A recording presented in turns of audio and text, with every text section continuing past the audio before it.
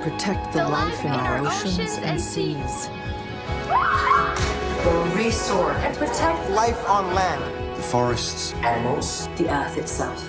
With peace between and inside countries. where all governments are open. And answer to us for what they do at home and abroad. And the justice rules. With everyone equal before the law. Where all countries and we their people Work together in partnerships of all kinds to make these goals a reality. For everyone, everywhere. These are the United Nations global goals for sustainable development. Let's get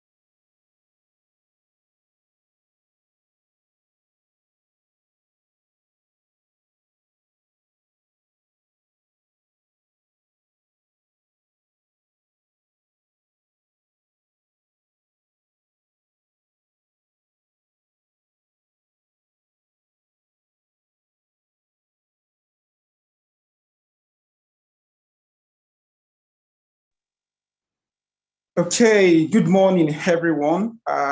Congratulations to each and everyone joining and to all successful advocates of the Cohort 3 of the SDG Advocate Programme. I want to welcome you all to the first session, which is the onboarding session for this cohort. And right about now, we have three basic things to do this morning. The very first part is the opening session, which is going to lead to the first session on, that's the first module on the evolution and concept of sustainable development. And also, we are going to be having the information session. And I will be your moderator this morning. My name is Emmanuel Olaolowoyo, and I'm representing the Youth Network of SDSN Nigeria. And this morning, we are blessed to have leaders, fathers, and mothers who has been mentors to many of us, and they are professionals and experts in line to sustainable development. I believe you can all hear me. I can see someone saying you can't hear me. I believe you can all hear me.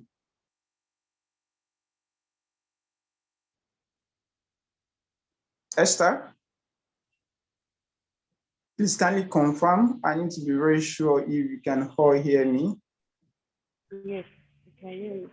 All right, thank you very much. Thank you very much. And right about now, we are going to start with the welcome section, which is going to be led by the co-director of SDSN in person of Professor Ngozi Odiaka. We're also blessed to have the network Network Director of SDSN on the call. We are so blessed. Thank you for taking your time to join today's session. I'm trying to, please, can you make Prof co-host so that she can unmute her mic?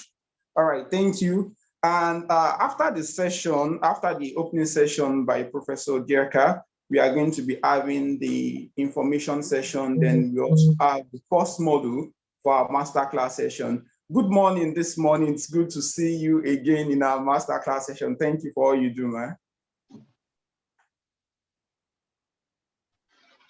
Hello, man. Good morning. Good morning, Femi, the manager of SDSN Nigeria. Good morning, the youth leader. Good morning to every one of you. I hope you're hearing me loud and clear. Yes, we can, ma'am. Thank you. On behalf of the director of the Sustainable Development Solution Network Nigeria, I want to welcome every one of you to this onboarding session, particularly for the Cohort 3 of the SDGs Advocate Programme, which is starting today. There's so many modules that you're going to go through, and we have very good, perfect people who are going to give you lectures, practical things that you will definitely enjoy at the end of the day concerning issues on SDGs in climate. I believe it's going to be a wonderful time for you guys, and hope you will put your mind and your heart to it very seriously, so that at the end of it all, you have great things to achieve. We wish you the best, even at this time, and pray that you will be very much available to do the needful at the end of this program. Greet you all and wish you all the best. Thank you. Thank you very much, Professor Ngozi, and really appreciate your welcome remarks. And thank you so much for the advice and well wishes. And right about now, I would also like to introduce the director of SDSN Nigeria in person of Professor Labode Popola. He's currently on the call with us. He definitely, I would also want you to give your welcome remarks for the new advocates. Good morning this morning, sir. Very good morning, Emmanuel, and I'm not going to give any welcome remark. The co-director has already done it.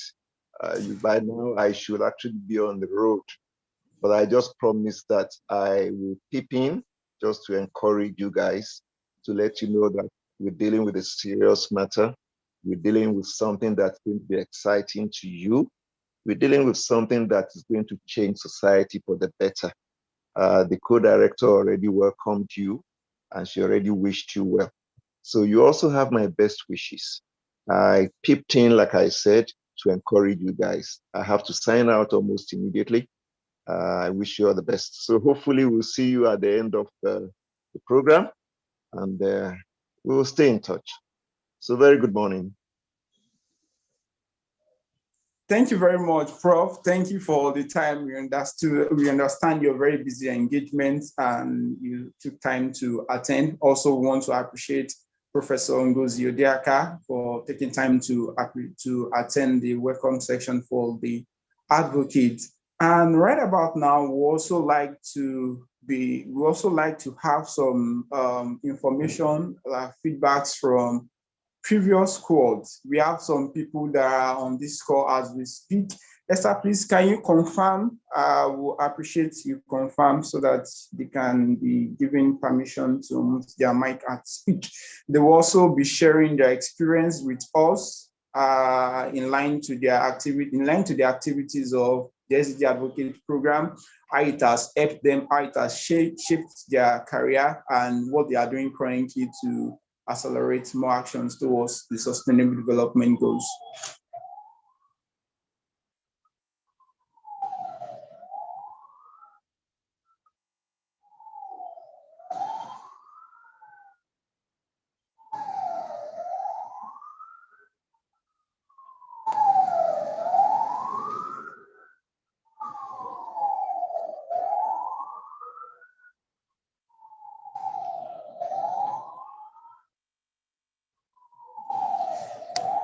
Yeah, please, I would like to confirm if they are both on the call. You can, please, you can just, to make it more easier, you can raise your hand as the admin gives you permission to speak. Reps, are you on the call? Please, can you confirm if she and Eve is on the call as well?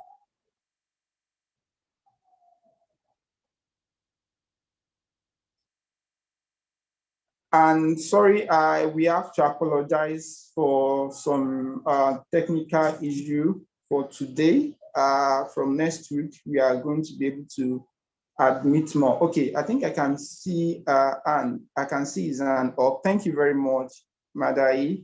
Okay, you can unmute your mic and speak, please.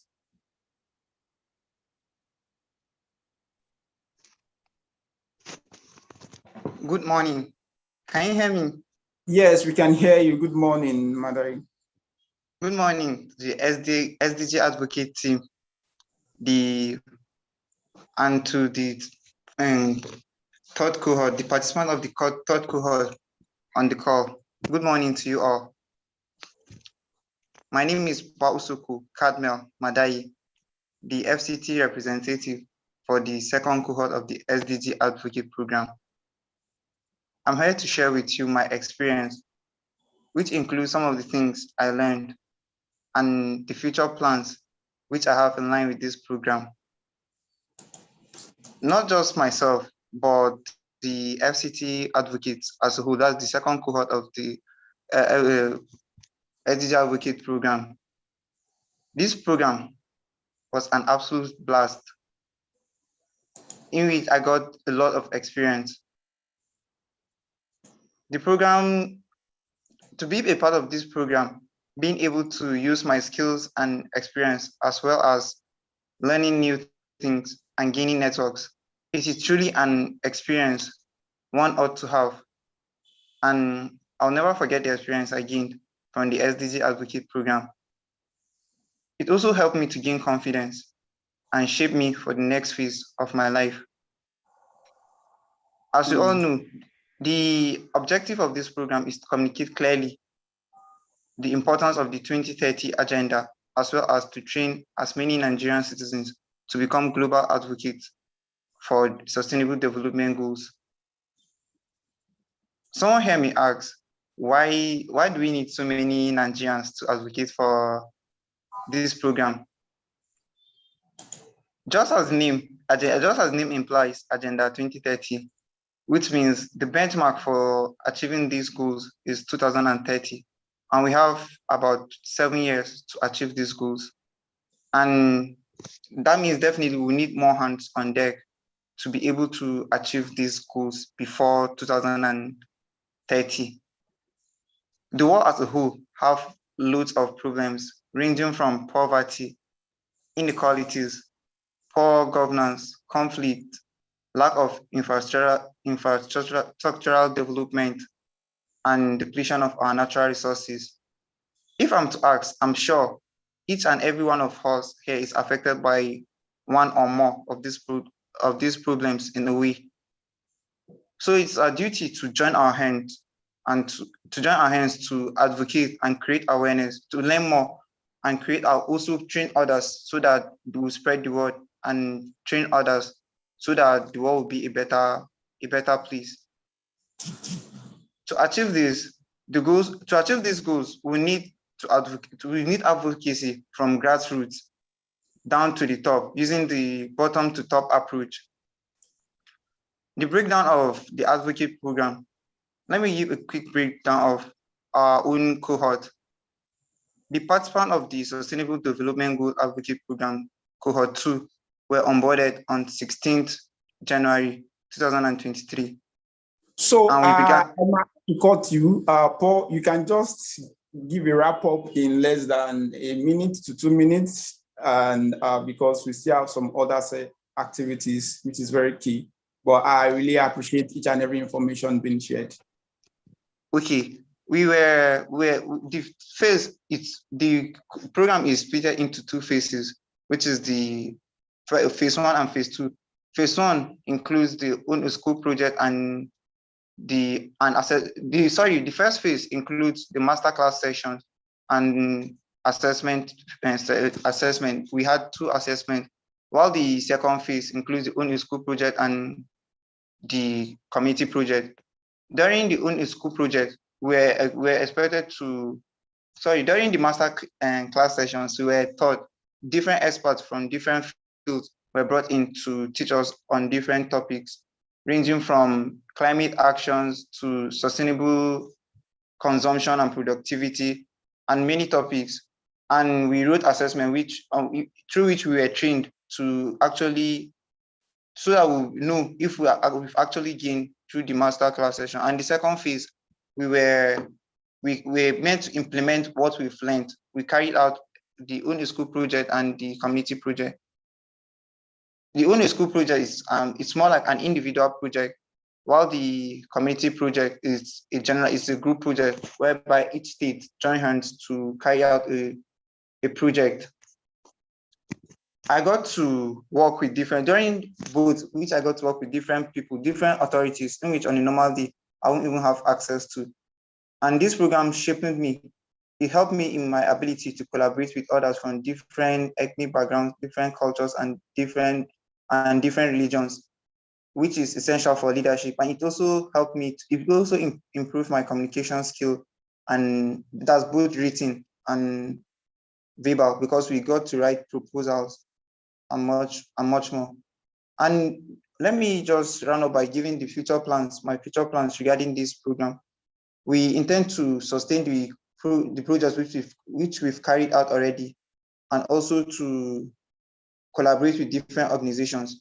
The Abuja advocates are presently working on planning a familiarization tour to different organizations to introduce ourselves and to see how we can partner with these organizations to carry different projects like tree planting within Abuja, and also to create awareness. We have plans of starting maybe a program on Twitter. Like we select a day where we'll be carrying using by the use of Twitter space, we'll be enlightening the public on sustainable development goals. So this is it. Thank you.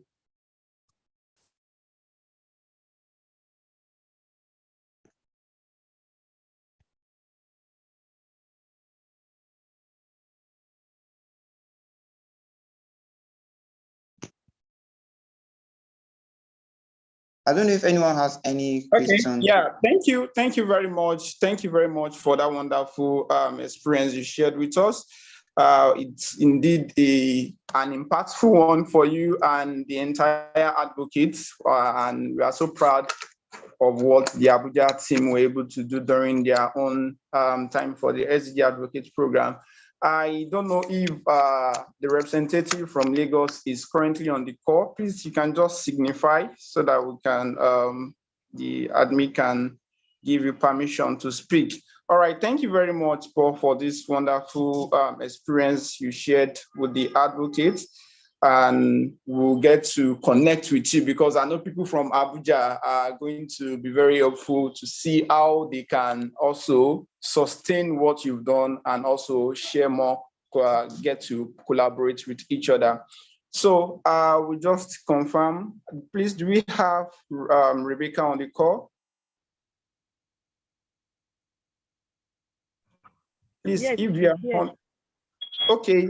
She can you raise your hand so that, or you give her, can you permit her to unmute her mic to speak?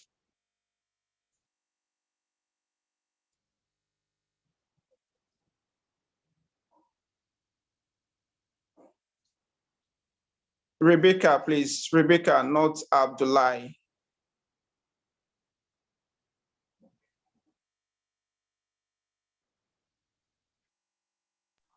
Okay, Rebecca, you can go on now.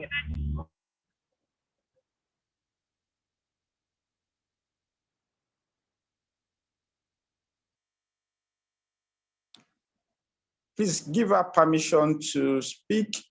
Okay, all right. Thank you, Rebecca. You can speak on.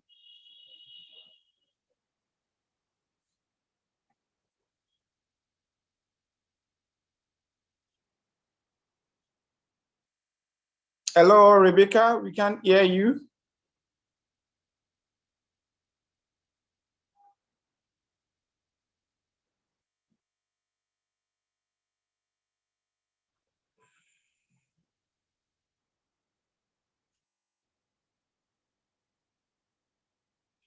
I hope that might be a technical, maybe a network issue from our end. Rebecca, if you can hear me, we can't hear you. And I will also suggest, if need be, you might have to switch off for your video to give you more bandwidth for your presentation.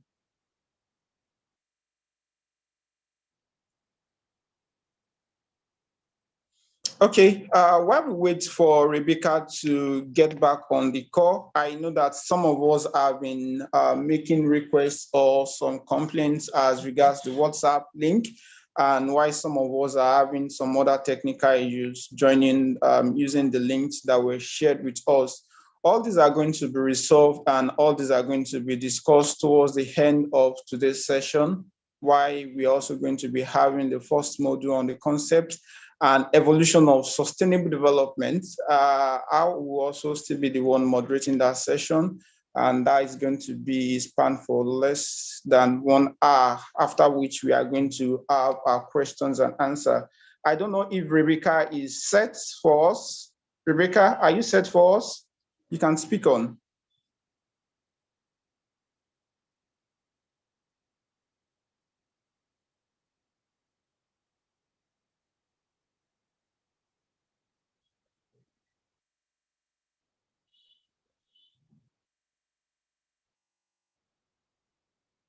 Okay.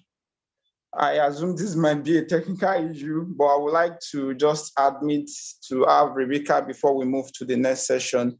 Okay, while we wait for Rebecca, basically I will just quickly do a brief about the SDG Advocate Programme. And all of us, in one way or the other, I believe we have gone through the documents that was shared with us. And this is very important for us to have full information about what the SDG Advocate Programme is all about. And the goal of this program is to build a community of exceptional young leaders who are going to champion and promote the activities of SDGs in Nigeria. And during the presentation session that we are going to have, we are going to see the more reason why we need to accelerate action beyond. Okay, all right, I'm going to respond to that. There is more reason why we have to accelerate actions towards achieving the SDGs, most especially Nigeria as a country. And Nigeria is blessed, but there is still a need for us to make do of these blessings, and which is going to add to what we are doing. All right, and specifically, the first objective of this project is to get to train and improve the knowledge of Nigerian youths as regards SDGs, and also letting them know their role in the implementation process. And in so doing, we have 9 modules, which we are going to be sharing, and you are also going to be learning from. And most importantly is also to incorporate sustainable development into schools nationwide, whereby you, just like Paul said earlier, each advocate owned a school. And I'm going to do that more in the information session. And the third objective is to develop and strengthen the existing and new youth networks across the state in Nigeria and also in FCT. Rebecca, please, you can just raise your hand to make it easier. We have a lot of people on this call. It might be, okay, Rebecca, are you set for us? Yes, yes. All right, thank you very much. So over to you now. Good morning. Thank you very much, SDSN Youth Nigeria, for this opportunity. My name is Rebecca Oluwapomole, and I'm so sorry about my network issue. So thank you very much for this opportunity to share with newly onboarded advocates. And I'm happy to let you know that you're going to be having a great experience here. So my experience, of course, when I got the letter that I had been accepted to join the League of Advocates of the SDGs in Nigeria, I was pretty excited because, I mean, I was already looking for an opportunity to share the good news. I always call call it the gospel of the United Nations Sustainable Development Goals. So I was so happy to join. And of course, when I joined, when we joined the group, we were asked to nominate or recommend yourself. Actually, you could nominate yourself to become a team lead. So I ran for the post. And of course, there were quite a number of people who didn't want me to become the team lead because they thought, oh, she has too much experience and all that. We need someone but for me, I think that for programs like this, you have to have people who have project experience so that you can be successful. But of course, this is what this program is about. So on joining, I became the team lead for Lagos State. In Lagos State, we have different people, different generations, different languages, people who had different levels of experience, people who, some people had OND, some people HND, some people even had PhDs, so we were different levels. But of course, it was a pleasure leading the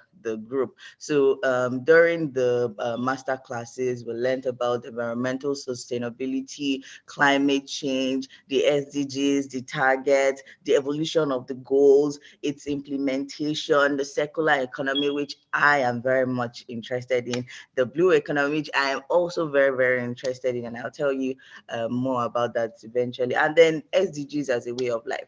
SDGs as a way of life is something that helps me to share and talk about the SDGs when we went ahead to carry out our own school project, because I'm someone who likes to adapt things to my personal life. It's not about just learning the theory of things, but really knowing, okay, so for zero poverty, what are the things that I can do? For quality education, what are the things that I can do? So it was really about that for me. And I think that was one of the things that helped me to carry the students along during the own school project, and finally to the community project. Wow, that was pretty amazing, because I was also the team lead for in Lagos. We were up to about 154 advocates. So I had to divide the group into about 5 teams. So we had the meeting planning and delivery team, we had monitoring and evaluation team, we had sensitization team, we had we had 5 teams, and I was the team lead of meeting planning and delivery. So we had to go from one organization, private organization, government organization. So we had Loma sponsor us with a truck, because we carried out a beach cleanup activity, because as you know, Lagos is an island, so we wanted Lagos to know that there are advocates, there are SDGs advocates here. So we went and cleaned up the beach. So we had Loma give us their truck. Kids Beach Garden, they gave us access to the beach. Of course, if you are going to the beach in Lagos, you have to pay maybe about 2,500 or 5,000 naira. So, but Kids Beach Garden let us come in free of charge. And then we had a representative from the Elegushi Palace come to represent the Elegushi King, So it was really lovely. And then we also had other people partner with us. And finally, we adopted a tree. So all of this is to support to carry out our project, and to also support the SDGs and bring it to life. You don't even need to do a lot of things. Each one of us contributed only 1,000 naira throughout the project, because we wanted to adopt a tree to provide shade and to help sustain climate action. So all of the projects that we did, every single thing that we did was tied to one target or one sustainable development goal. And so I think that's the whole of my experience with the SDG. So it goes from a level of amazing to another level of amazing to another level of amazing. And throughout the whole time, anytime I would want to encourage other advocates, I would always tell them that, what, in every level of life, you need an SDGs advocate. You need an SDG. So in a government now, we have SDGs special advisor to the governor. So imagine think about the number of local governments that we have in Nigeria. Imagine being a sustainable development goals special advisor to the local government chairman, or even to the pastor of your church, or to your imam, because you're going to be learning something new. And the number of people here right now, it's not even up to the number of local governments and the number of organizations that we have. So imagine being the special advisor on SDGs to the chairman of your organization. So there are a lot of possibilities here. That's where I come from, because I work with government and non-government organizations. So thank you very much for this platform. I've also been able to use this platform to go and advocate for clean energy, for circular economy, from radio station to TV station. And of course, I'm even talking to you here. So trust me, I'm going to write about this experience on my LinkedIn, because I want, you know, the United Nations Sustainable Development Goal opens you up to a lot of opportunities, and I hope that you're going to grab that opportunity. Also, thank you to Mr. Emmanuel and Esther for your encouragement the whole time, and I hope that these new onboarded advocates take up this opportunity and that it works for them as it has for me. Thank you very much. Thank you very much, Rebecca, for this excellent feedback and impact story. Indeed, we are proud of you. We are proud of Lagos State. We are proud of all the states that perform excellently well. And when it comes to the aspect of the UNESCO project, when it comes to the aspect to the community project, and surprisingly, when she mentioned that, when you are talking about community development projects, people always believe that you need to have like 100,000, 1 million naira in your account before you can make a change. No, with the little you have, you can make a change. She mentioned something, and I'm noting that they didn't contribute a dime. They had to contribute 1,000 just because they want to own a tree. And even that I feel one of the policy regulation which we should have in Nigeria now is every Nigerian should plant a tree. So if every Nigerian plants a tree, you know what reduction on carbon emission it's going to be. But that's fine. We have more information during the next module. Thank you very much, Rebecca. Thank you very much, our other representative from Abuja. And to each and everyone joining this call this morning, I believe it's going to be a wonderful session for you all. You are going to, through this program, it's going to be a lifelong experience which you will never forget. And when it comes to terms of certification, it's one thing to have knowledge, it's another thing to have certificates. We are not concerned about the certificate we are giving you, because the certificate is going to take you far, far internationally and globally.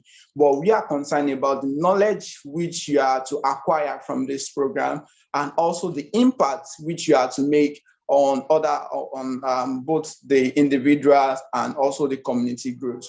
And right about now, we are moving to the next segment of today's session, which it will be a masterclass session on the evolution and concept of sustainable development.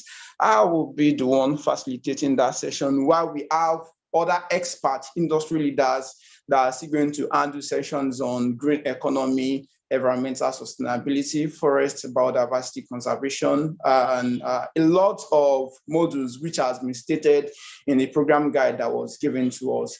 And right about now, let me just share my screen as we start today's session. I'll try as much as possible to make this very brief, and it's an introduction.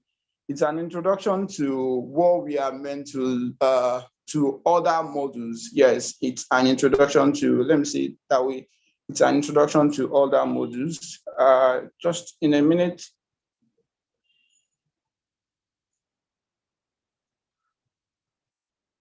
Okay.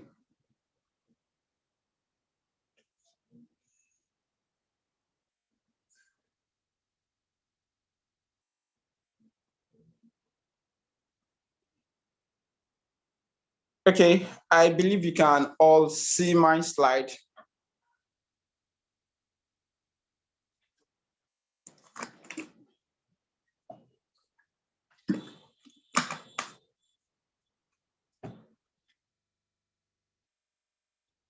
Okay, thank you very much for the confirmation, Elizabeth. And this morning I'll be speaking on the evolution and concept of sustainable development. Okay, so everyone, you can get to connect with Rebecca. She has shared her LinkedIn profile and on the comment section. Please, Esther, kindly do well to also share with the participants on the YouTube session. So I know we have more of our participants on YouTube compared to those who are on Zoom. And hopefully by next week, this is going to be fixed whereby we have each and everyone on Zoom. Our sincere apologies for that. And this morning, I'll be speaking on the concept of sustainable evolution and concept of sustainable development. And basically, I'll be sharing information in line to the theory of development, which is going to be very not fully into the theory of development. And also, I'll be sharing more information on definition, evolution of sustainable development. I'll also speak more on the emergence of MDGs and transition to SDGs. I'll also talk more about the formation of the SDGs, and I will speak briefly on the 17 Sustainable Development Goals, and also address the dimensions and pillars of sustainable development. And basically, I will also share a few information about the core principles underpinning the 2030 agenda, and also share with us the 6 transformations of the SDGs. I know this might be the first time many of us are hearing this, and lastly, I'm going to wrap up by sharing a brief information about SDSN, and which is the host organization for this program. Okay, right about now, I'm going to give it open to each and everyone. We also try as much as possible to make this interactive.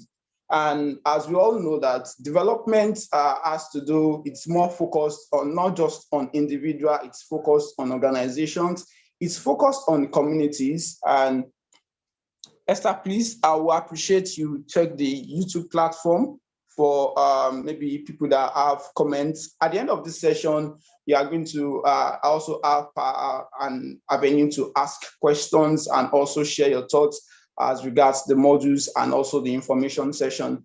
Talking about development has to do more about human capacity in order to increase in terms of coping with problems, adapting to various changes, and let's talk about the recent COVID-19 and how do we get to cope and also strive towards attaining the new goals. And according to Federer and Smith, development is being defined as a multidimensional process which involves various aspects of social structures and also individuals, and that individual has to do with attitude or attitudinal changes. How do we react? How do we adapt to various issues, various changes that happens across, and also institutions and organizations, focusing more on 3 key aspects. The first one is inequalities, and the second one is economic growth, and also absolute reduction of poverty. I won't use the word absolute poverty because we also have another category of poverty, which is abject poverty. And there are several theories that has been postulated around the theory of development. Though I will not really speak much on that. This is not a development economics class, but we have more of the modernization theory, globalization theory, which speaks more on development. And when you talk about sustainable development, that leads me to the discussion, which is why we are here this morning. And when we talk about sustainable development, this is what we hear in every discourse. This is what you see in every journal. This is Mubari. I can see you are writing on my screen. Okay, sustainable development is a buzzword which is in every development discourse now, in every project, in every programs. And just like Esther said earlier, that if we have maybe your counselor, there is someone, maybe special advisor to the counselor or the chairman or to the minister. Okay, I know currently, effectively, we already have various offices in charge of SDGs across the 36 states. Some are ministry. In Lagos, I know we have a ministry on SDGs and investments. In Ibadan, we have Oyo State, we have a ministry under the budget and planning, which focus on sustainable development. In Cross River, we have a ministry in charge of sustainable development. So take, for example, whereby we have all this ministry, all this organization coming in place and formulating theories and policy that can help the future generation to meet their own needs. So these are ways which we can get to accelerate actions towards achieving sustainable development. So basically, what's the definition of sustainable development? Sustainable development is defined as the development that the development that meets the needs of the present generation without compromising the future generation from meeting their own needs. And let's look at the basic statistics we have as we speak now. We are based on what the statistics, the facts and figures we have from the United Nations. We are close to, let's say we are close to, the global population is close to 7 billion. And it's also projected to increase to 9 billion in 2050. How do you think we are going to manage this? And how do you think we are going to get to utilize the natural resources, considering the increasing human population? This is where sustainable development comes in, whereby you get to, the future generation gets to make good use of the current natural resources and without compromising the future generation from meeting their own needs. And sustainable development, it relates basically to the principle of meeting human development goals, while at the same time sustaining the ability of natural systems. Just like I said, I spoke on natural resources and conserving natural resources. And I'm going to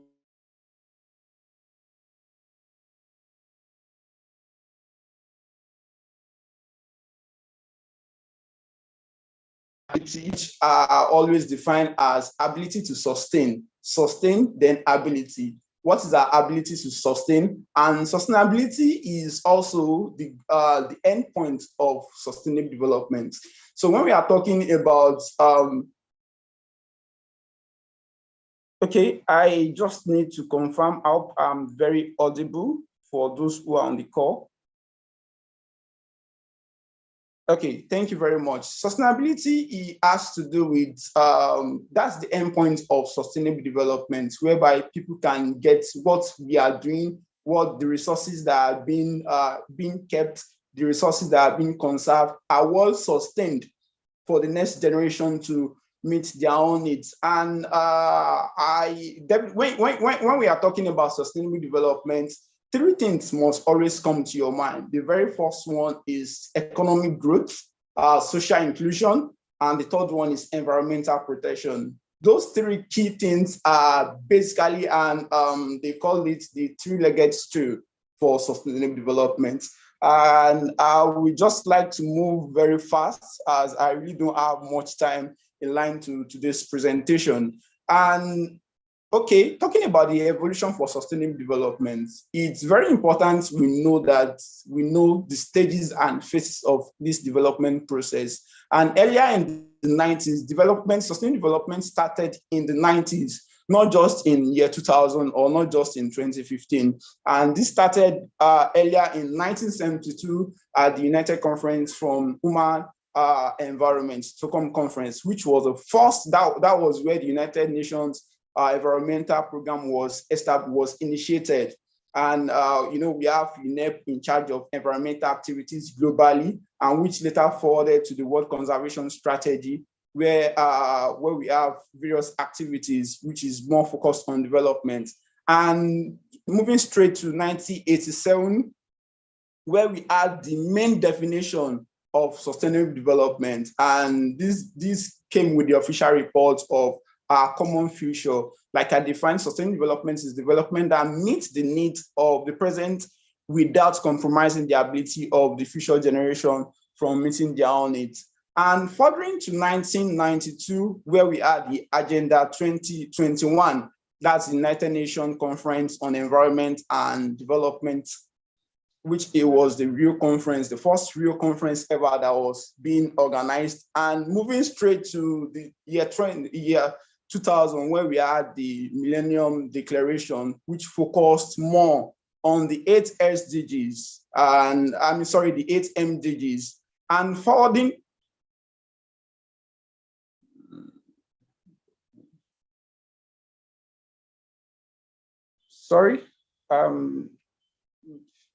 all right, thank you very much. And moving straight forward to 2012, two things happened in 2012. In 2012, we had the Rio Conference, that's the United Nations Conference on Sustainable Development. And also, the Rio Conference initiated the discussions around the SDGs. That was when the SDGs was initiated. That was when the discussion started amongst the member states, and whereby it was being discussed over a 3 years period. And I'm still going to share more information about this process. And in 2013, we had the African Union Agenda, African We Want. And also in 2015, we had, in that 25th September 2015, we had the United Nations Sustainable Development Summit in September, where the SDGs, 17 SDGs were adopted. And this morning, we'll also share more information about the emergence of these MDGs. And as you all know that the MDGs was a declaration at the United Nations Summit in September 2000. And basically it's focused more on poverty. It's focused more on poverty. And though there were some issues that were, there were some critiques that were raised in line to the MDGs, and this really caused some dichotomy and between developed countries and developing countries. People believe that MDGs was mainly for developing countries, and we just like whereby developed countries are more forcing it on the developing countries, and which later led to the discussion around SDGs in 2015. When you look at the 8 SDGs, we have the very first SDG, which is to eradicate extreme poverty and hunger. And this later translated and led to the initiation of the first SDG, SDG and second SDG, which is no poverty and zero hunger, thus making it a standalone goal. And the same way,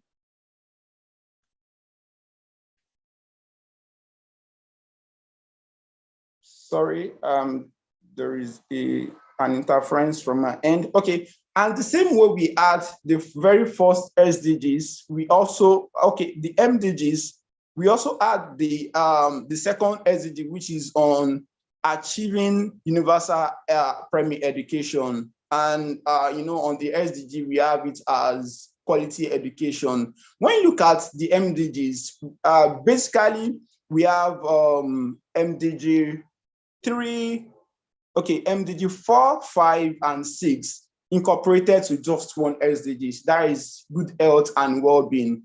But there are some major ones like MDG 8, which was later incorporated to SDG 17, and MDG 7, which was later incorporated to SDG 13. And I'll also I will say that it's also in SDG 4, which has to do with education for sustainable development, because there is no how you are going to teach sustainability without you getting to know more about the real core of what the SDGs are. And I will just quickly say one or two things about the formation of the SDGs. Like I mentioned earlier, the idea for the SDG started in year 2000. It was born at Rio 20 Summit in Brazil.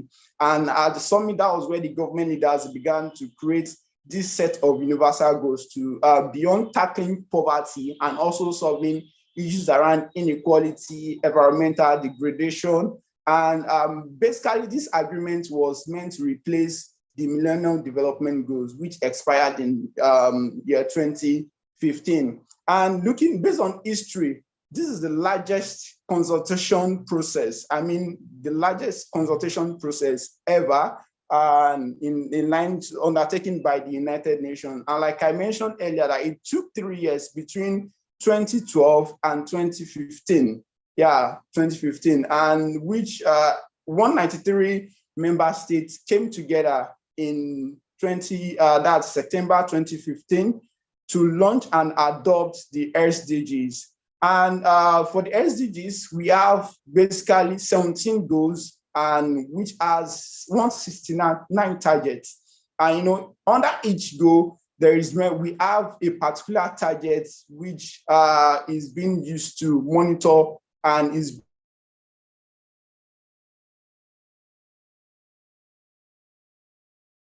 being used to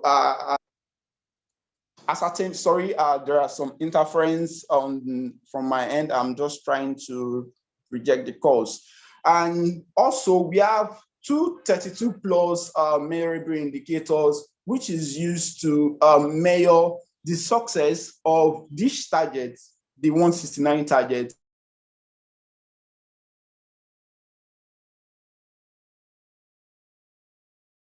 And basically, I'm going to say this, that the process for the SDGs, the formation of SDGs was not just led by the government.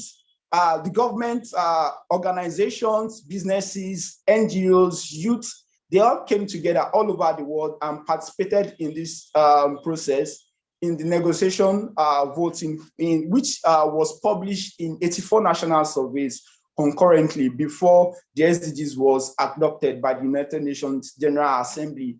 And as we all as individuals, we are all needed. Yes, we can't just leave it to the government alone. Action needs to be carried. The civil society needs to accelerate. We need to work. The community needs to do a lot of things. Complaints, even the youth. And as youth, we have the largest population globally. And like I think it was Paul that said, or Esther or Rebecca, that imagine if all Nigerian youths are advocating for sustainable development goals, what is going to happen?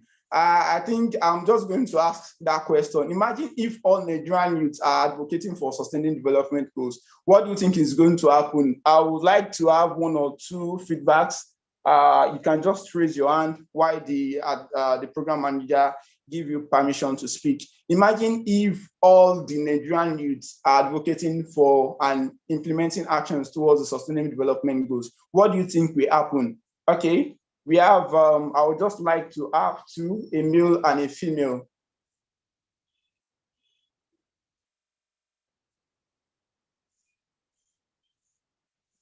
Okay, who is going first? Esther, please, can you coordinate that? Okay, let's have Stephen first. Stephen, you can unmute your mic and speak. Okay, hello, thank you. Thank you very much, sir. Back on this. My name is Stephen, and on this issue, if we have many youths participating on SDGs, it will lead to more action than talking. And yes, this will actually make the world a better place and help us achieve that brighter future. Awesome. This, I'm going to pick from your last word. This will actually make the world a better place. I can see many hands up. And please unmute your mic. Speak.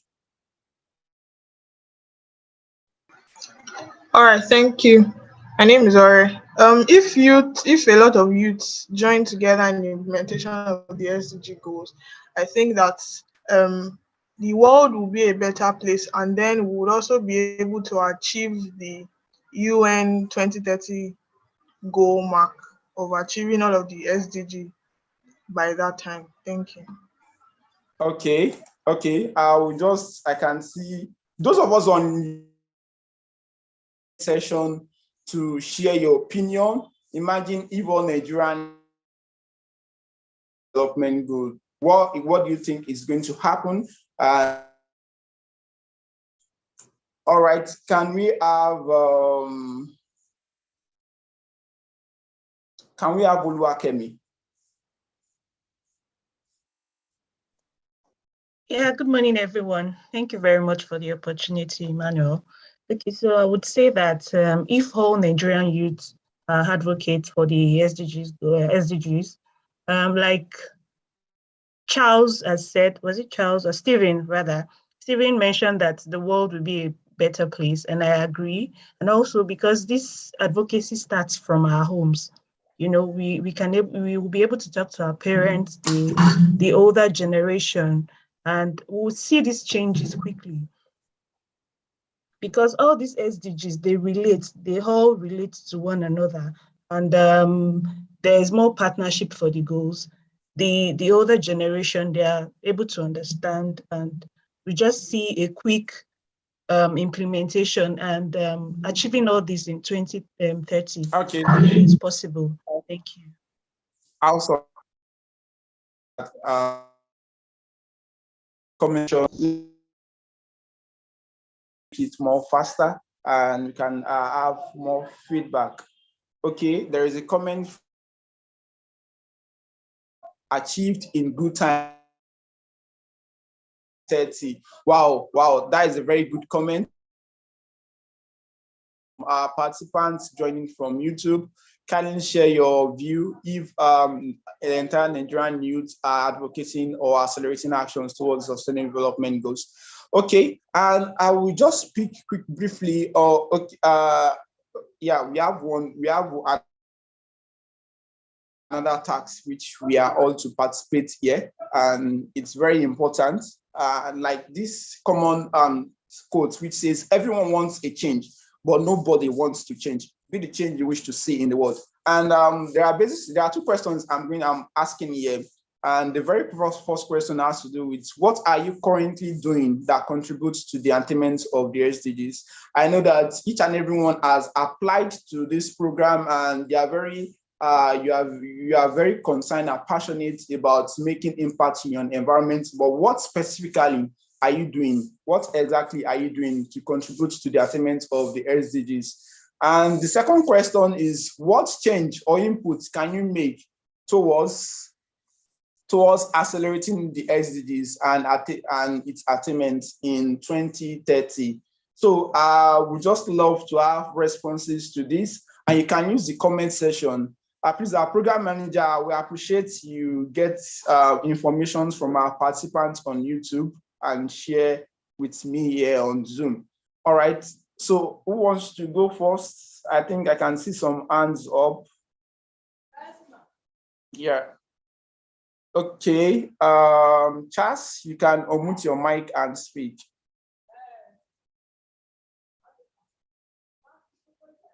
Hello, Chas.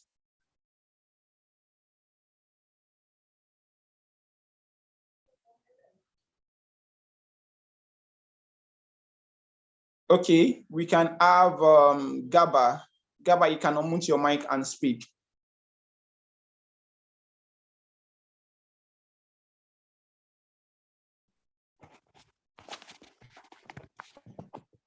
Hello, sir. Yes, we can hear you now. You can hear you now. Thank you for the opportunity, sir. All right, speak on. I just want to say that for me, right now I teach.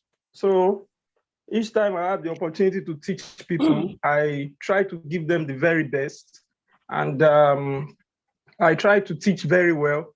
And moreover, when I meet parents, I advise them on getting the best for their children in terms of putting them in a school where they will get the best and how to go about doing that. I know that may not be enough, but because I'm passionate particularly about SDG 4, which is about quality education. So that's what I do currently. But I hope to do more in that line. Thank you, sir. And I will just quickly correct this notion. What you are doing means a lot, because we can't have great doctors, we can't have expert industry leaders, we can't have tech guys if we don't have good teachers. So I'm really proud with the fact that you are concerned about quality education. And I will say this, education, SDG 4 is the focal point of achieving all the SDGs. When you are considering any goals to achieve, quality education is a very paramount aspect, which we are all have to work towards to. All right, thank you very much for that wonderful feedback. I would like to, let's have a female, then we move with the session. I would like to have a female who is on the call. Okay, Charles, you can unmute your mic and speak now. Hello, sir. Okay, you are the one that just... Yes, I'm the person that just spoke. All right, Love, you can unmute your mic and speak. Yeah, good morning, everybody. Regarding what the questionnaire talks about, you said, what currently am I doing? Currently, for now, I'm not doing anything.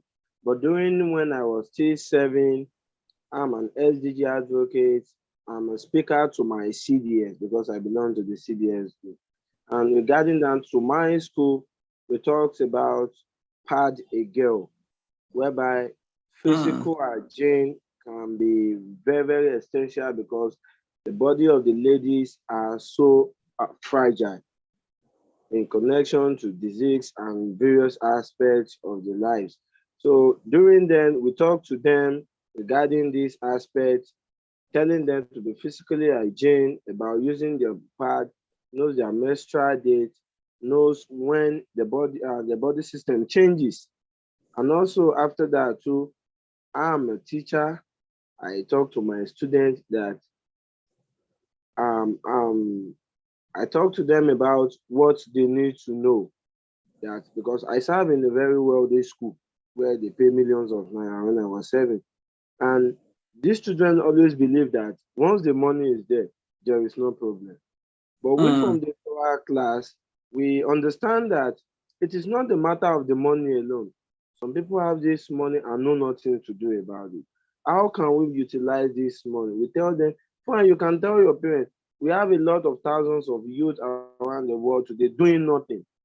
Jobs opportunity, creating innovation. So what you just mentioned, I'm going to relate that to decent work and economic growth. That's SDG 8, if I'm correct. Yeah, SDG 8. And I'm really proud of what you just said. And I can see a comment from Distinct to Adais Adiwa. For the first poll for me, working on SDG 345, I've been undergoing a lot of orientation and sensitization program to orientate communities concerning the achievement of the goals of recent in Abuja. That is very great. And it's very important for us to all advocate and contribute to the attainment of SDGs. And like I earlier said, the Sustainable Development Goals is 17 arbitrary objectives for a greener, healthier, and more peaceful and equal planet. And if you remember, I mentioned something earlier that the MDGs was more focused on poverty, and which was, I think, basically what makes the SDGs better than the MDGs. And the very first part is the focus. SDG cut across various aspects of inequality, environment, various aspects of education, and be compared to the MDGs. And another thing which make the SDGs to stand out better than the SDGs is it's more applicable to all countries, not just the developing countries alone. As we speak, the entire globally we have 193 countries, and I think currently we have, like, based on yearly reports, I think last year we had like 163 countries under the Sustainable Development Report. I'm going to share more information about the rates where Nigeria is currently, when it comes to achieving the SDGs globally.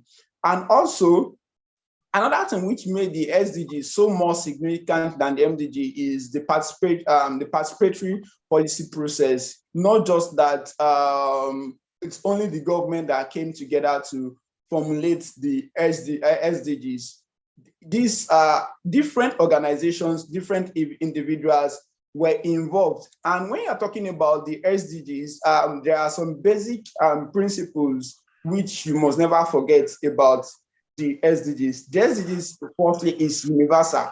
Yeah, it's universal in the sense that it's in terms of scope, in terms of commitment, it cuts across all countries, irrespective of their level of development, irrespective of their level of growth and income. And another thing which we always hear is leaving no one behind. It leaves no one behind, and basically more focused about lifting people out of poverty, reducing the level of inequality and mortality rates, which has to do with different aspects. And also, thirdly, the SDGs are interconnected. And when you are talking about climate action, you definitely be talking about life below water. You also be concerned about how to now we have this common trend on climate education, whereby we need to educate more people on SDGs. Please, can you mute the mic of the person speaking? Can you mute the mic of the person speaking? Or you can mute your mic yourself, please. Okay. And another thing which I'm also going to say about the SDGs, which is one of the core principles, is the multi-stakeholder partnership. And I already mentioned that the participatory process, which is, and also the SDGs are inclusive, very, very inclusive, irrespective of your ethnic and irrespective of your religion, irrespective of your gender or your identity. We all have to contribute to the implementation process. And okay, like I mentioned, we have 17 sustainable development goals. Definitely in other modules, the facilitators are still going to share more information on these 17 sustainable development goals. And there are some which we are going to be focusing more on, just like the climate action, which is a masterclass session on its own. I will not speak more on this as my time is almost out. And okay, I said I was going to share the report, the level which Nigeria is currently at. As at 2022, Nigeria ranked 139 out of 163 countries. I want to ask you this question. How do you feel about this? Are you very proud about this rating? Because left to me, when I see this rating, I so much feel, I won't say feel sad, because there is no cause for alarm. We always believe that there is room for development, and we are the ones that needs to come in place and accelerate actions towards achieving the SDGs. And looking at the country score, we have an index of 54.2.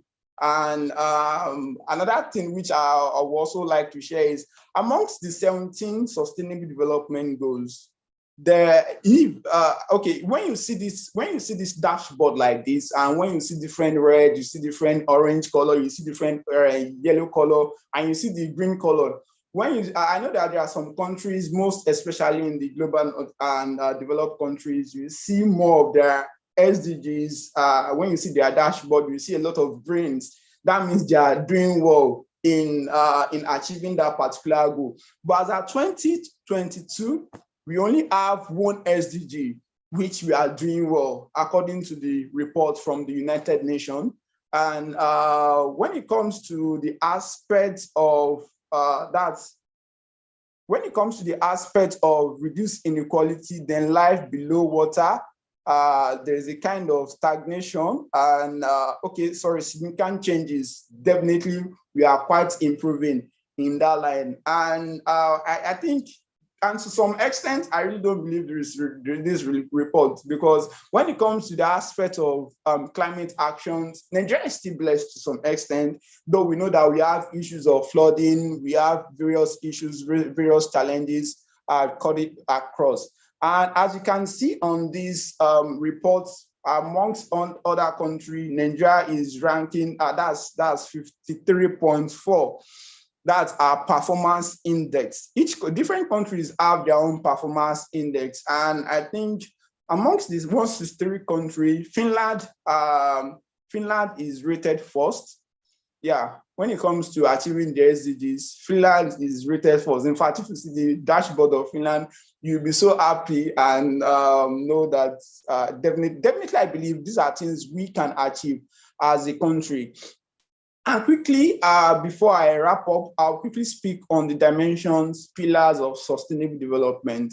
Basically, we have 3 dimensions, and the very first one is the economic sustainability, the social sustainability, and the environmental sustainability. Remember, I mentioned the 3 legs of sustainable development. The first one is economic growth, the second one is social inclusion, and the third one is environmental protection. This is related to each of these aspects. And when you're talking about economic sustainability has to do with the level of growth and development in a particular country.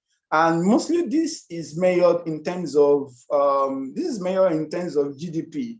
You can measure this in terms of GDP, and You can also use the SDG index to measure this, but proportionately, you can measure this with the, that's GDP. And for social, you can measure social with the Global Happiness Index, Global Happiness Reports. For each country, we have the happiness reports.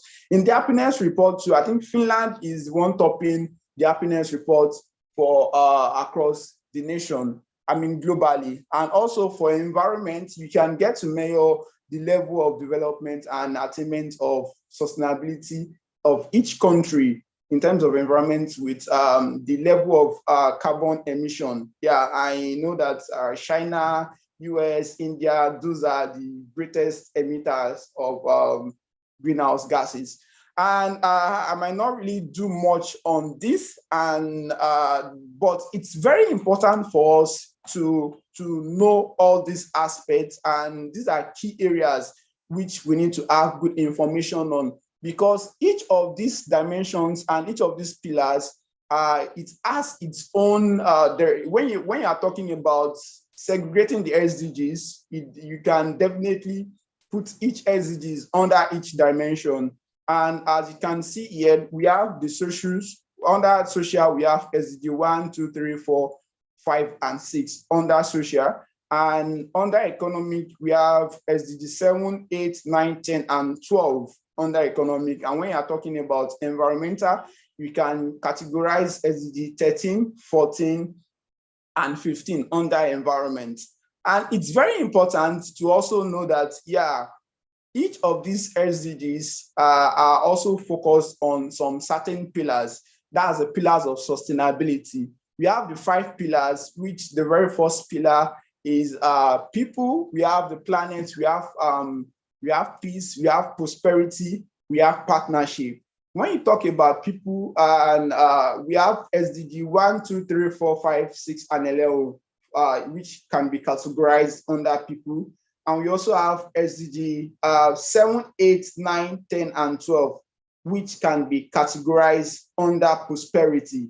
And this has to do with how people are able to meet up to their own standard of living, and which determines human beings to enjoy a prosperous and fulfilling life.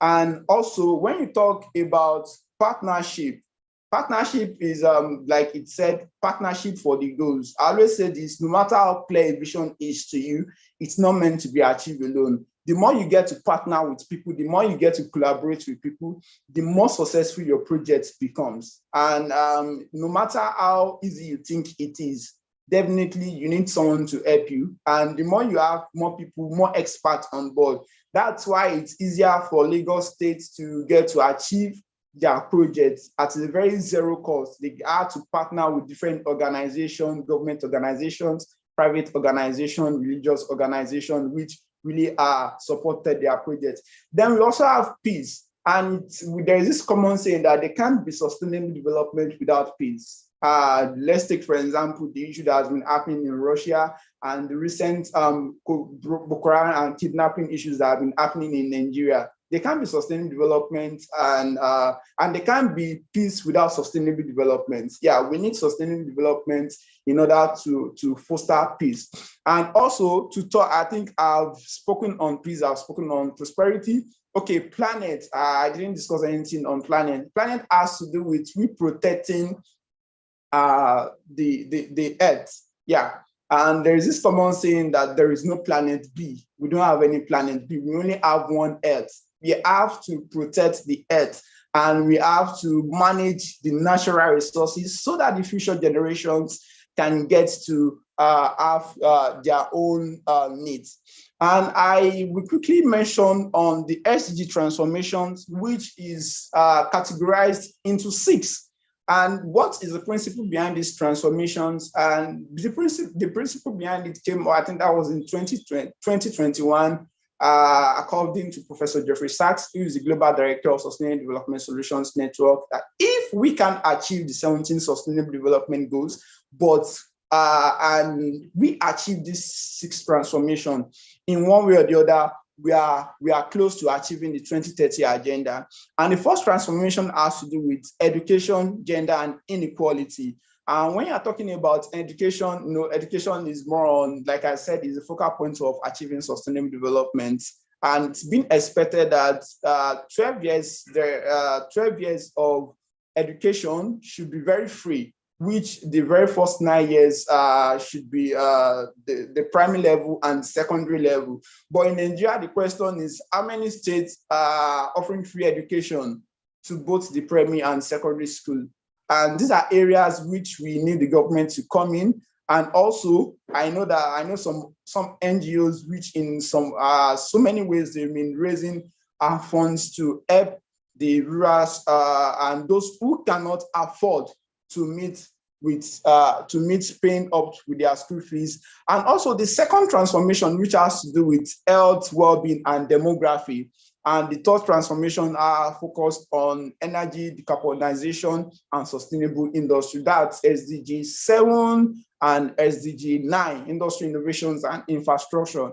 And the fourth transformation has to do with sustainable food, water, and ocean. And the fifth transformation is basically the sustainable cities and communities. How are we keeping our cities clean? And also, what's this infrastructure we are putting in place in each of these cities? There's this term I always use: green buildings, green constructions. When we are constructing buildings, when we are developing our sites, or maybe even within organizations. I know of some organizations now that they are totally off-grid, and what they depend on is renewable energy. And definitely I can link this to green buildings. And the last one has to do with digital revolution for sustainable development.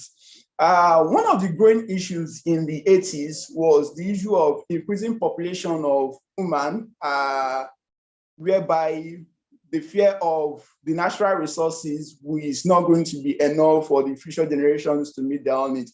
Technology is one of the two which was being projected to solve this problem. And it's very important for us to bring digital innovations in place. And I always say this: there is nothing we are doing now in this generation, this century, that does not require technology. And definitely, if you are not a tech, if you don't have good knowledge about technology, please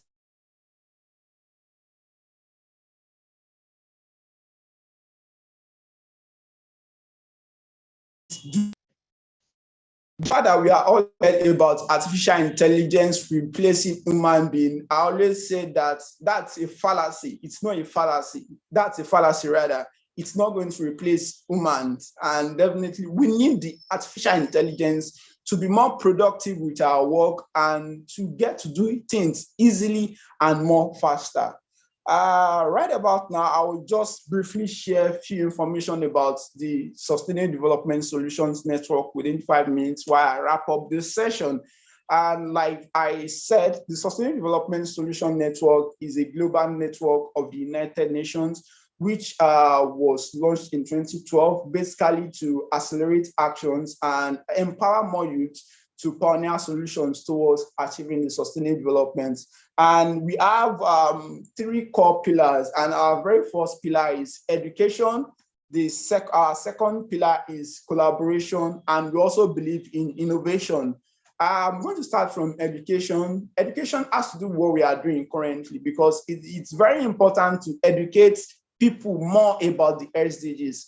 Believe me, we have a larger population of Nigerians that do not know about SDGs, and they are not even aware about the SDGs.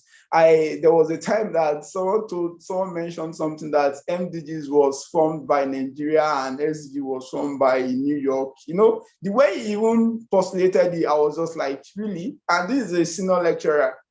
So there is a need for us to have sufficient knowledge about the SDGs, and which is what we are doing here, and which is what you are about to do. Because as you are being educated, we are also going to make this impact on others. And also, we are concerned about connecting, and we get to network, we connect youth globally. In SDSN, we have a global network across the countries, whereby the youth in Nigeria can get to connect with the youth in Rwanda and also the youth in US or Canada. We have a very vast network. And the very third aspect is innovation. We support people, and basically the support has to do with the very first part is training, because we're always concerned about youth ideating, identifying problems in their communities and providing a particular solution to it. This might be a digital solution, and it can be a ideological solution whereby it's not tech-enabled, and there are solutions that are basically logically and theoretically. And we have seen so many people that have initiatives that basically to train youth and to train the young students. And also, we just briefly, I might not really say much about this. We have various programs and projects which we run globally. We have the youth network, we have the students, we have the SDG students program. We also have the global school program. The global school program is more on education, which is very similar to the SDG Advocate Programme. And we have the solutions program. That's where we have more startups ideating and launching various solutions in line to the SDGs. We also have the local pathway fellowship, which is more focused on sustainable cities and communities. I think the registration for the 2023 cohort they just started their training like 3 weeks ago for the local pathway. And lastly, these are network zone globally. And in Africa, we have, I'll just focus on Africa. We have our network in Sahel, we have in Kenya, we have in Great Lakes, we have in Ghana, we also have in Rwanda. And you can always be part of this, and you can become a member organization of SDSN globally. And our theory of change has to do with people getting to know more about SDGs and also understand the challenges in their community.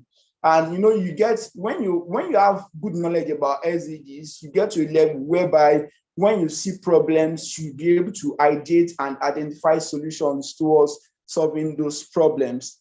And lastly, I'll just quickly wrap up to understand the pathways of how to make change and also to take actions of creating scaling solutions. And yeah, I would like to say thank you for listening. It's a wonderful session with each and everyone. And I would like to entertain questions right about now. Okay, I think there are questions. Our participants on YouTube, you can drop your questions while it should be attended to.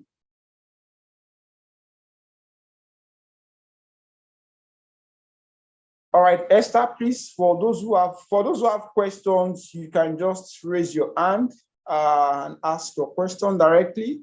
And those who also want to share the question via the comment section, you can do that.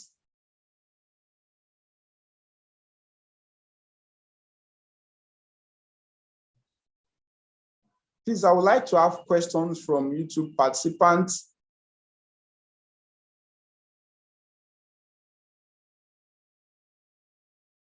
Okay, I believe there were some questions that were shared earlier. Can you please resend those questions, Esther? I don't have those questions. Please kindly reshare directly so that I can see it on the comment section.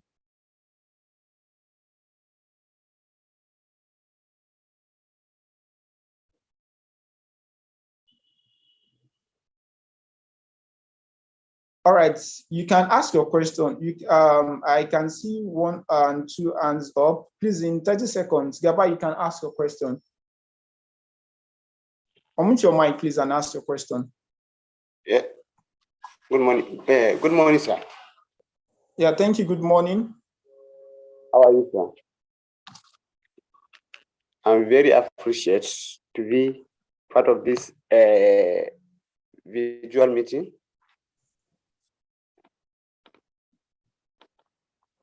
Hello. Yes, we can hear you. You can just go straight. Please ask your question. Okay. I want to have more explanation about this advocacy. About the program, right? Yes, sir. All right, that's fine. I'm going to share more information about that after these questions and Q&A session. All right, Joshua, you can mute your mic and ask the question. Okay.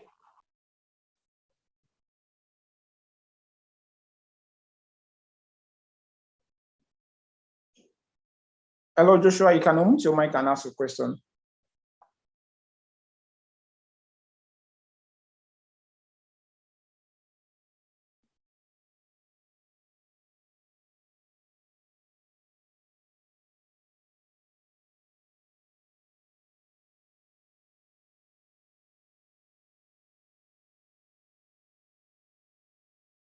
Okay, I can read a question from Abdullah Ibrahim. What is the relationship between civil societies and the government in achieving sustainable development, and what are the challenges?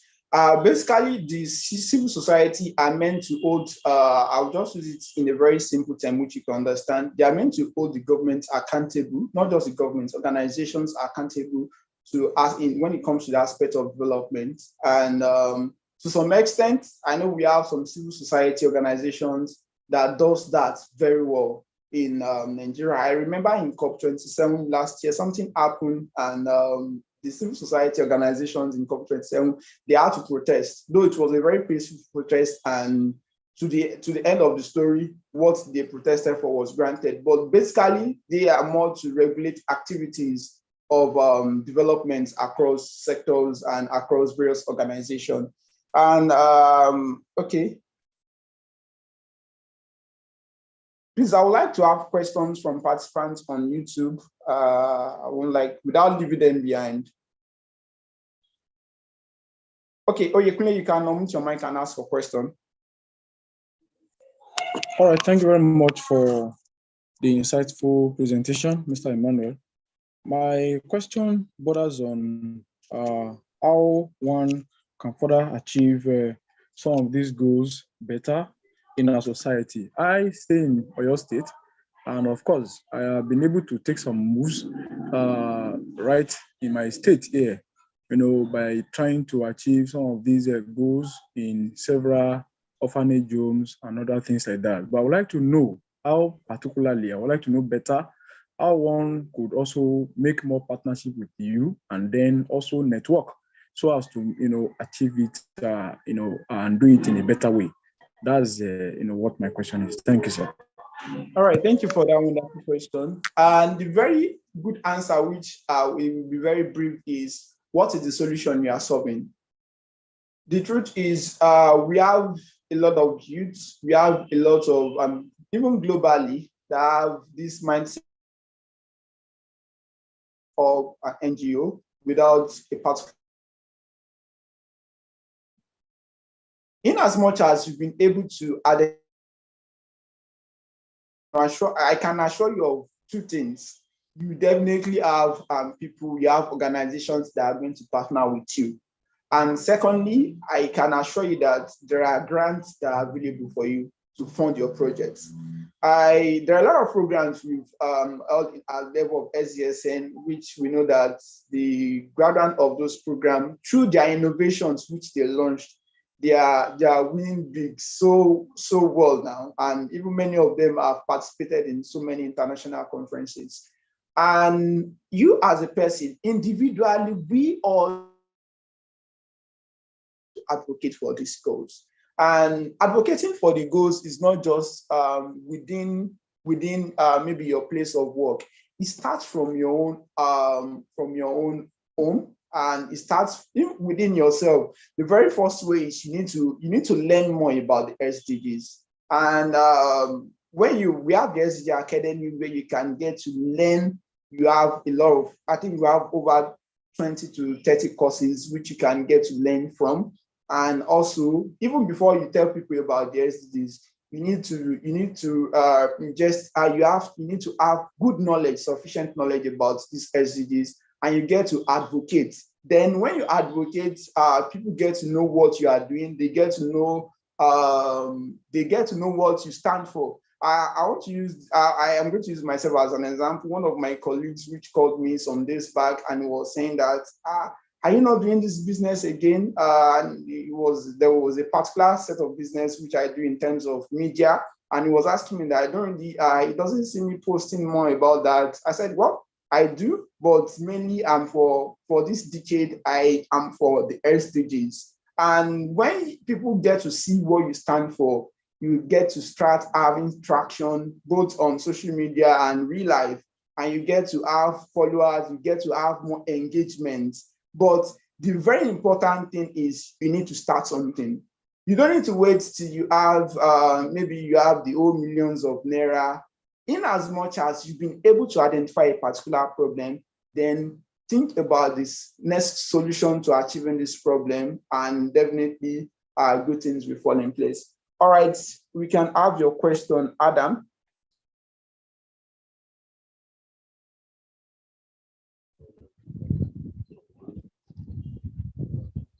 Hello, Adam, you can share your question. Okay, there's a question from Shika. Can you please shed more light on how SDG 4 is key in achieving the other goals? Does it mean one cannot advocate for education alone? Okay, we also can youth develop sustainable development while battling with poverty and unemployment? Absolutely. That's a very good and sensitive question. I'm going to change that poverty and unemployment to while battling with prayer, because prayer comes from various ends.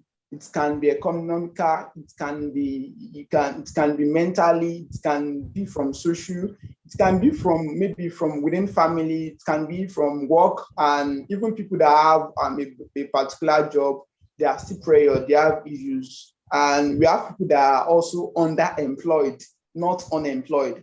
So I'm going to give a very single answer to that. When battling with issue of prayer, there is a need for you to, the very first part is you need to know yourself. You need to know yourself. If you are the one that has been working on SDGs and you felt like this has not been working well for me for a long period of time, the very first thing, the next thing you have to do is you need to take a break.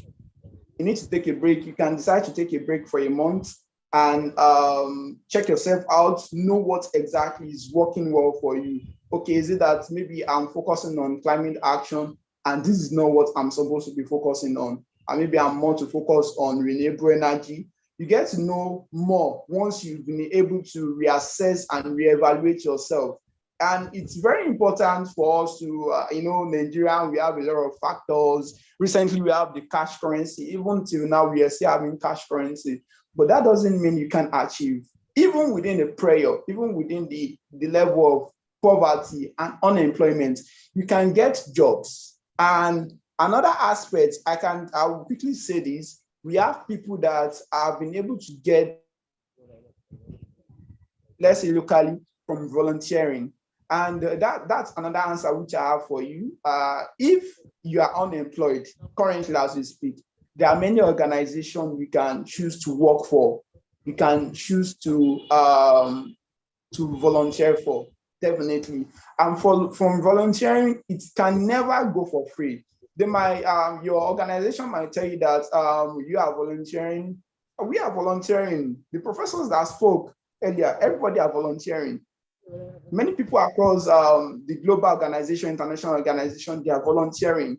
But let me tell you, there are a lot of benefits that accrue to this over the year, and there are a lot of exposures you get to have.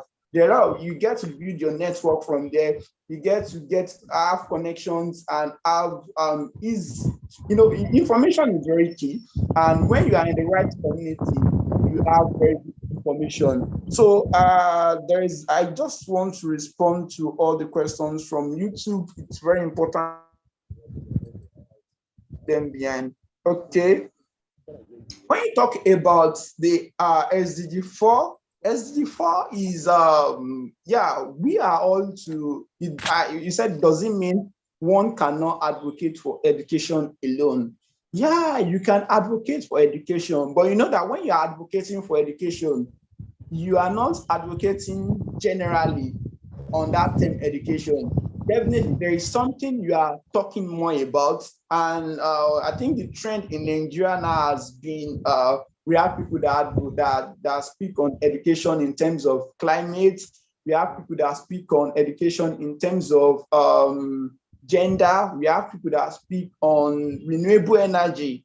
We have people that speak on sustainable cities. I know that we really do more on life under what that's SDG 14 and 16. And we also have people that speak on circular economy. Yeah. So definitely, education cuts across these 17 across all the goals. And there is this aspect which says education for sustainable development. Please, I would like to open that. We are really out of time, and there's still an information to share before we end today's session.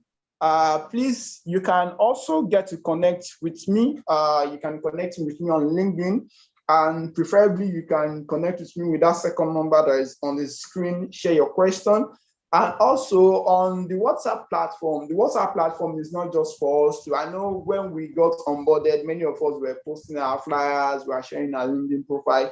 We had to use the WhatsApp platform to get to connect with each other, to interact with each other, to share learnings, to share innovations. It's allowed, maybe you saw an innovation recently. There was this video that was trending, this lantern that used water, and that's seawater power itself. And these are innovations that you hardly see. Definitely, these are things you can share with your community. And please, I might not be able to. There is another important aspect which I'm starting to do before the end of today's session, and we're also trying to ensure we end today's session before 11 a.m. And that's to do with the full detailed information about the program. But let me just check briefly if I can, if there is, okay. I have to stop sharing now. Okay, while we share my screen. Sir, my question is, how okay, let's go on with your question. All right. How can our project be monitored and being seen? As in, how are we going to make it for the, how can we be assessed? Because as platform of, you made it that somebody have to join a link, but I do that, but it's not going. Sorry, come again. I said, sir, are you hearing me? Yes, I can hear you. I said, how can our project be monitored? How is it going to be monitored? And how can we be shared for the monitoring? All right, thank you very much. And that's what I'm about to do right now. I'll be sharing more information about the program timeline and the major activities we'll be having for this program. The very first phase is that this program is into 3 phases. The first phase is a masterclass session. The second phase has to do with the On a School project. And the third phase has to do with the community-based project. Yeah. And we can see the dates listed there. Please, I would just like, I know that we've studied those documents, and yeah, we've studied those documents, but it's very important for us to keep track of the deadlines, because at the level of SDSN, the program managers are always concerned about deadlines. And once they tell you that 11 p.m., 12 p.m., so time, registration is going to end or submission is going to end, please ensure you meet up with deadlines. And like we've started the masterclass session today, which will later be end, which is going to end the second week, that's 12th of May. We are going to be having 5 weeks of masterclass session, and it's going to span between 9 a.m. and 11 a.m. It's 2 hours each day. And for each of this session, we are having it on the YouTube platform, where we can get to know more and we can get to rewatch those videos. You can get to rewatch those videos over time. And in the masterclass session, during the masterclass session, there are two assessments which we are going to be having. The first assessment and the final assessment. The assessment is basically it's one of the ways to monitor your learnings, to know if at all you had sufficient knowledge about the SDGs and you are ready to also impart others with the knowledge you've acquired. And the date for the first assessment is 29th of April, while the second assessment is going to come up 17th of May. The link is going to be shared as soon as we are in due course to that date. And for the phase 2 of the project, each advocate are meant to work with a school. You are meant to own a school, let me use that word. And the school has to be within 5 kilometers to your locale, where maybe your home or your workplace, whichever one that's more convenient, more comfortable for you to move from. It's very important you work within a school that's not too far, that's not far at all, not too far. Definitely, you know that getting to that school, you are not incurring any cost. And the organizers are going to share, they are going to share a letter of introduction with you, which you are going to present to the school principal, and which they will you further engage with them, and they will give you the dates which you can come to sensitize students on SDGs.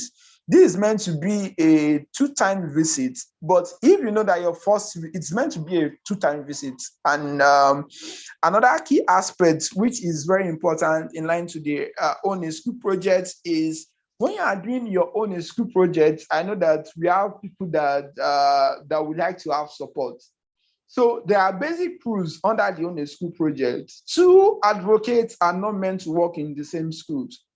And when you are submitting your own school, when you are submitting the name for schools, so right now you need to start check within your community schools which you can engage with.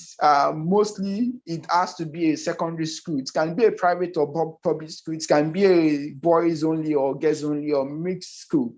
But basically it has to be a secondary school. And secondly, I mentioned earlier that 2 advocates cannot work in the same school. So when you submit, if 2 advocates submit the same school, the first advocate that submitted the name of the school is the one that the program organizers are going to approve. The second advocate will have to look for another school and submit. So when you are working on your own school project, it's allowed for you to, you can seek assistance from other people, maybe your family, they can go along with you, your friends can go along with you. Even I think some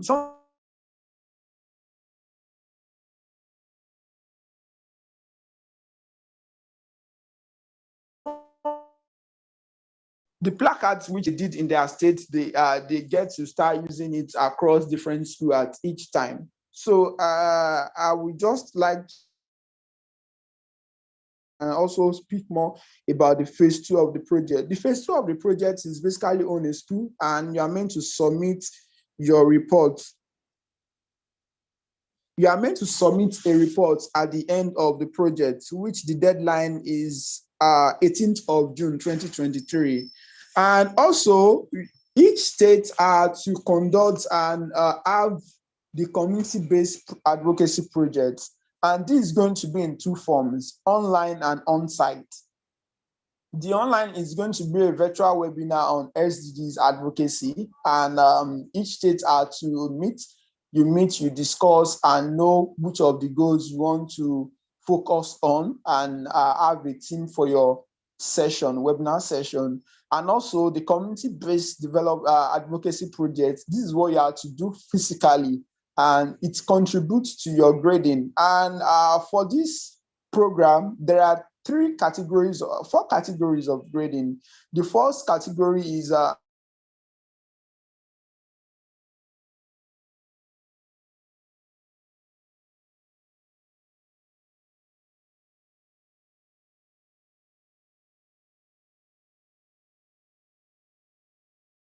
the first measure of grading. The first category is your attendance in the master class session. You are meant to have a minimum of 70% of attendance in the master class session.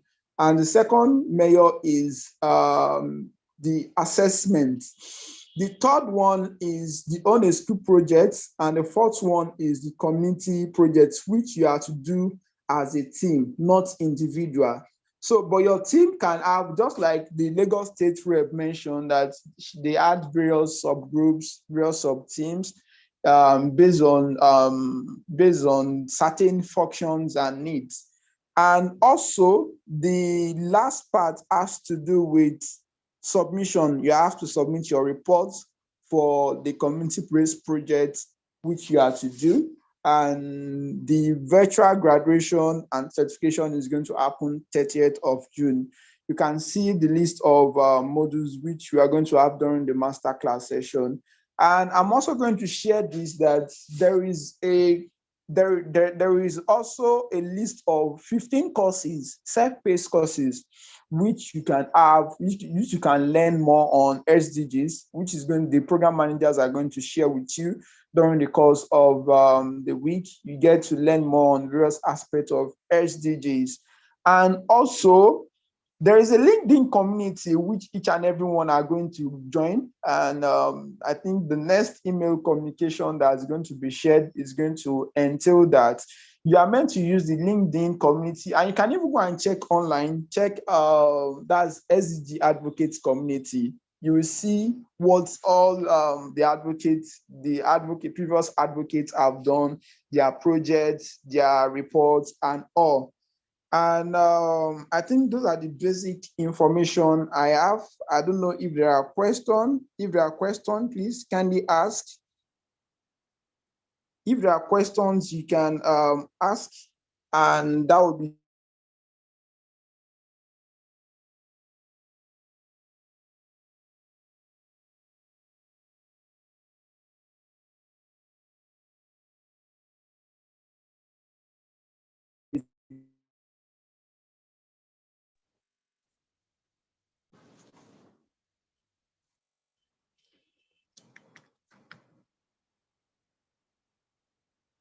so. Please, you can, those of us that are raising our hand, are we asking question in line to what I just shared? Please, if you are not asking question in line to what I just shared, you can unmute your mic. Okay, Stephen, you can unmute your mic and ask your question. Okay, sir. Thank you very much. My question is, are there regulations or limitations to how, to the extent of sourcing for funds? Like, okay, do this, you can do this, you cannot do this. Is there a limitation to the fund sourcing activities? Okay, thank you very much. I would like to have another person to ask his question while I respond to Stephen's question.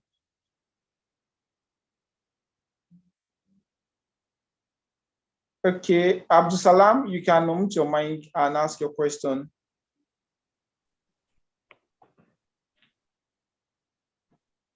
Hello, good day, sir.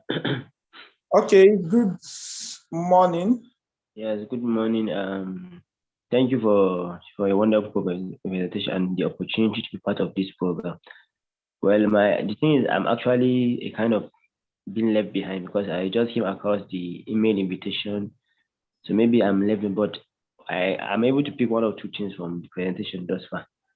So what I want to ask is, I understand you mentioned about this on a school. Is it like the first step we were taking, or what are the previous steps? Maybe something I missed behind or something. Is it like a what? You say what? Is it like a what? You said? I mean, I understand you mentioned something about on a school. Okay. So I'm asking, and this on a school, is it the first step we're taking, or are there previous stages or lectures or classes? You understand? Okay. School project is something you have to do after the master class session, and it's for phase 2. So okay, the first thing first program we're going to.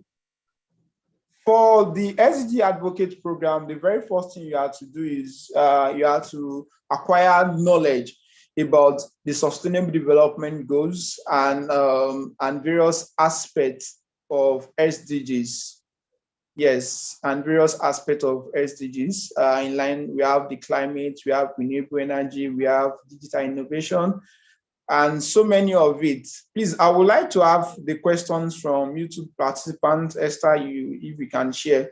And to the question as regards limitation in terms of funds and partnership, well, there is no limitation to that, but there are rules to it. Mostly your project, because you are also going to submit a project proposal. There's a template that will be shared with each state.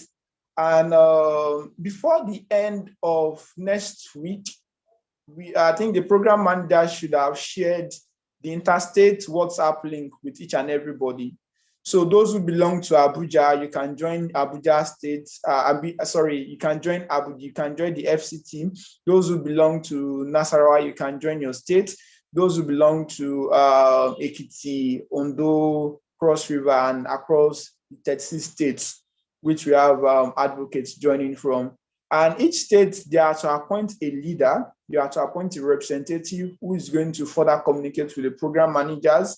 And the leaders are going to be also, they're also going to be representing you. And when it comes to the aspect of community projects, there is a proposal which you are going to submit. The project steering committee of SDSN will be the one to review. They might give you a conditional approval based on maybe your timeline for the project, or if your project is capital intensive, but because they believe that whatever you are doing is something within your reach and very impactful. So I think we have some questions on the comment section. I'm trying to check them while I respond to each of every of those questions. So I already mentioned that the secondary school might be a public school, it might be a private school, it might be boys only, girls only, or mixed school. What if the closest school to you are primary schools? The closest school are primary schools. Will this suffice for the project? No. More priority are given to secondary schools. And my question was on how to deal with or manage the interference of cultural and religious factor in the advancement of SDGs. I'm attending more to the questions on the project. Okay, I will still share my information on that anyway. For those who are raising their hand, please, okay. For those who are raising their hand, Esther, please, you can give them permission to speak. Can we have Joshua? Can we have Joshua? Joshua, you can unmute your mic and ask your question. Please, I want us to definitely the session has to end by 11 o'clock. We do everything possible to keep the time. Your question in 30 seconds. Good morning. Hello, good morning. Yeah, good morning. Speak on, Joshua, you can hear you.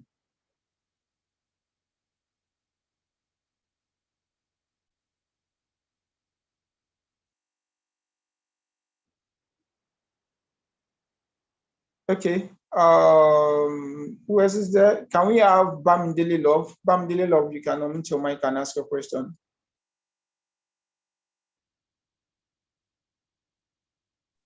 Can you hear me? Yes, we can hear you. Thank you. The question I want to ask is just regarding the WhatsApp group. You're saying that everybody should join us on our own state. Please, I want you to please pass the information directly from me that please, we need to signify so that everybody will know where it belongs to.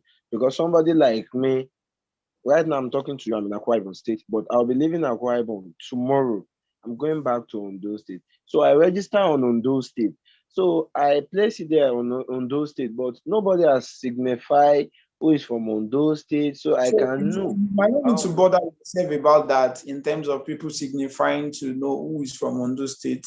once the links are once they share the link, everybody are going to join the state they belong. And let me mention this. It's very important you join just one state.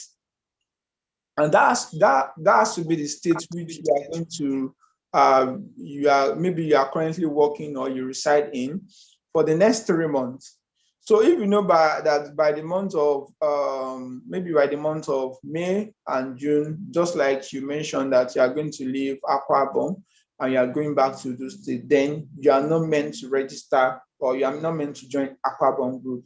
But if you know that maybe you reside in Ondo State, you are from Ondo State, and by May or June, you are still going to be in Akwa Ibom, you have to join the Akwa Ibom team. So it's very important you note those information. All right, can we have a question from you, Dare? Good morning, everyone. Good morning. Good morning. My question is, I reside in Kano State from last year, and my question goes thus. Here, the means of communication is majorly Hausa language, and I noticed that most of the schools, they tend to use more of that when addressing each other. And I'm a kind of person that I don't understand much of that language. So if I find myself in a school whereby I will have to address them, how do I communicate with them effectively?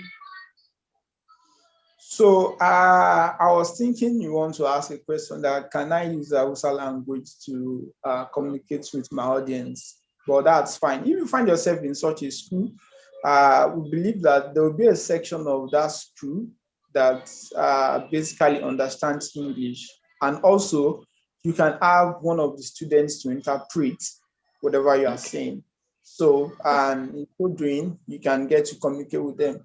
But mostly prefer you work with a school that it's not going to stress you in terms of communication, and you can have a good feedback and relationship with them.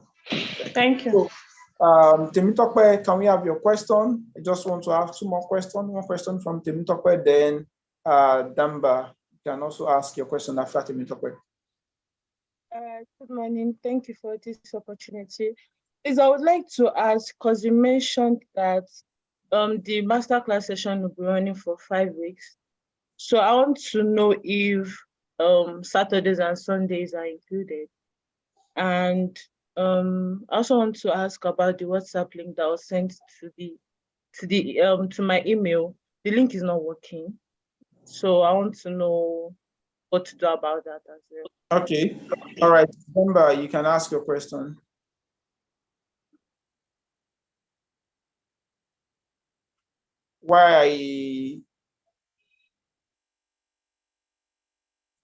Damba, you can ask your question. I would like to respond to the questions at once. Hello, Steve. Good morning. Good morning, sir. Good morning. Thank you for wonderful presentations, and we are very happy for taking you on board on this program. However, I have a questions to ask. In my local government or in the states, we have so many projects we plan in accordance with the SDG plan. So how can we get funding to fund that project that we have planned in our local community? Okay, thank you very much, Damba. I will just answer your question using one simple term. In as much as your local government, you have a particular problem which you are solving.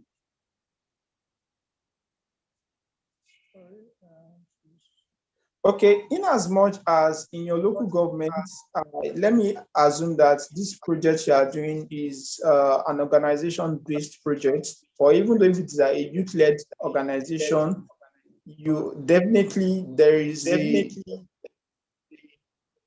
there is a problem which you are solving. And at the level of SDSN, one of the things you get to benefit are grant updates. And these are realistic grants which you can apply for and you get funding for. Like I said, there are fundings. It's just for you to apply. And most especially, people have challenges when it comes to the maybe issue of age, maybe qualification, your age, you are above 35 or you are above 28. Mostly, international fundings for youth are mostly 30, and rarely will you see the ones that are 35 or 40. But my advice is always that once you see an application that's saying maybe 18 to 28 years or 18 to 25 years, look for someone that is younger and say that you are both co-founder of that project, and you apply. The person will apply and you can still achieve and get the funding for whatever you want to do. And to the question Temitope asked as regards the WhatsApp platform, the WhatsApp platform is very active.